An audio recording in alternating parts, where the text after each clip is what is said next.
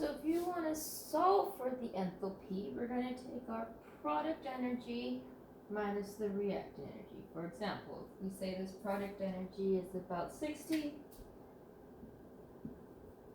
our reactant energy is 20, that means our change in enthalpy 60 minus 20, we're going to get 40. We'll give us for 10 units, we'll say kilojoules per mole. Let's do another one.